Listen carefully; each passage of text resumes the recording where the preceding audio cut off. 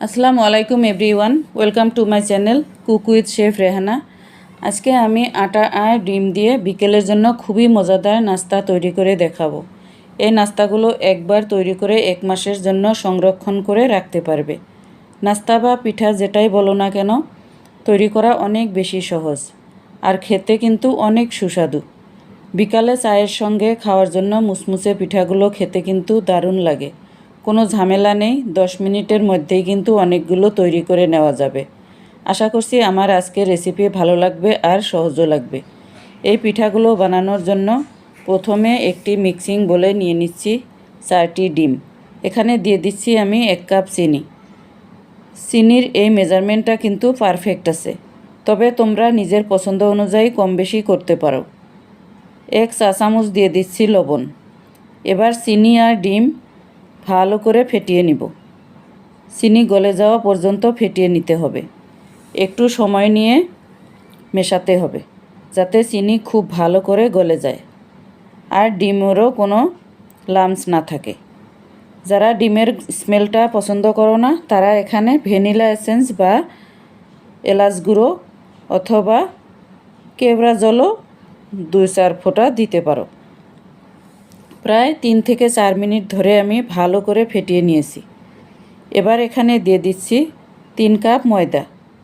প্রথমে আমি 3 কাপ দিচ্ছি, এরপর প্রয়োজন হলে আরও দিব। 2 টেবিল চামচ দিয়ে দিচ্ছি কালো জিরে। তেল দিয়ে দিচ্ছি 1/4 কাপ মানে 4 টেবিল চামচ। এবার এই সব কিছুকে ভালোভাবে মিশিয়ে নিচ্ছি আর একটি শক্ত ডো তৈরি করে নিব। ডোটা একটু নরম মনে হয়েছে, তাই অল্প অল্প করে ময়দা অ্যাড করব আর একটা শক্ত ডো তৈরি করে নিব। তোমরা চাইলে ময়দার পরিবর্তে আটাও ব্যবহার করতে পারো। প্রথম অবস্থায় এই ডোটা অনেক বেশি আঠালো মনে হবে, তবে কিছুক্ষণ মেখে নেওয়ার পর ঠিক হয়ে যাবে। আমি প্রায় 2 থেকে 3 মিনিট ধরে মথে নেওয়ার পর এই ডোটা ঠিক এরকম হয়েছে।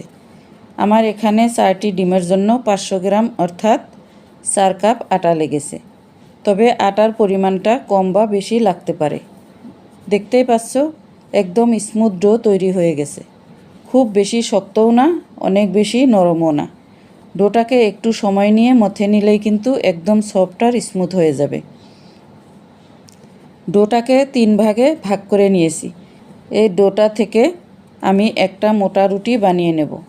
সেজন্য প্রথমে কিছুটা আটা ছড়িয়ে নিচ্ছি। এবার মোটা করে রুটিটা বানিয়ে নেব। রুটিটা এমনভাবে বেলে নিতে হবে রুটির চারপাশটা যেন সমান থাকে, কোনো অংশ উঁচু আর কোনো অংশ যাতে নিচু হয়ে না থাকে। দেখতেই পাচ্ছ বন্ধুরা, আমি একটা মোটা করে রুটি বানিয়ে নিয়েছি। রুটির থিকনেসটা দেখিয়ে দিচ্ছি। এবার পিঠাগুলো অথবা বিস্কুটগুলো কাটার জন্য টেমা, ঢাকনা বা গিলাস ব্যবহার করতে পারো। এবার লক্ষ্য করলে দেখতে পাবে আমি কিভাবে কেটে নিচ্ছি। বিস্কুটগুলো অনেকটা হাফ মুনের মতো লাগছে। বন্ধুরা, তোমরা চাইলে এই বিস্কুটগুলো নিজের পছন্দ মতো শেপ দিয়ে নিতে পারবে। আমি সবগুলো বিস্কুট এইভাবে কেটে নিয়েছি। কেটে নেওয়ার পর যে বাড়তি অংশ থাকবে আমি এগুলোকে ভালোভাবে মথে তারপর বেলে কেটে নিব। সবগুলো বিস্কুট অথবা পিঠা বানিয়ে নেওয়ার পর এবার ভেজে নেব। একটা কড়াইতে পরিমাণ মতো তেল দিয়ে দিচ্ছি। তেলটা যখন সামান্য গরম হয়ে আসবে তখন একে একে অনেকগুলো পিঠা দিয়ে দিব। অতিরিক্ত গরম তেলে কিন্তু এই পিঠাগুলো দেওয়া যাবে না, তাহলে পিঠার উপরটা দ্রুত কালার চলে আসবে কিন্তু ভেতরটা কাঁচা রয়ে যাবে। গ্যাসের ফ্লেম লো টু মিডিয়াম রেখে ভেজে নিতে হবে। পিঠাগুলো হতে কিন্তু খুব একটা সময় লাগবে না, খুব বেশি 7 থেকে 8 মিনিটের মধ্যেই কিন্তু পিঠাগুলো ভাজা হয়ে যাবে। পিঠাগুলো অনবরত উল্টে পাল্টে ভেজে নিতে হবে, তা না হলে কিন্তু এক পাশ কম আর অন্য পাশ বেশি কালার চলে আসবে। হালকা গোল্ডেন কালার আসা পর্যন্ত ভেজে তুলে নিতে হবে।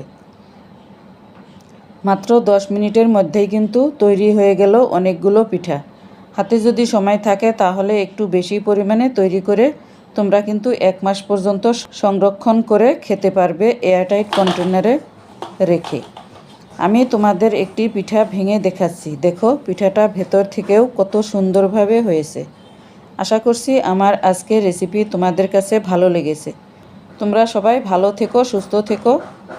আল্লাহ হাফিজ।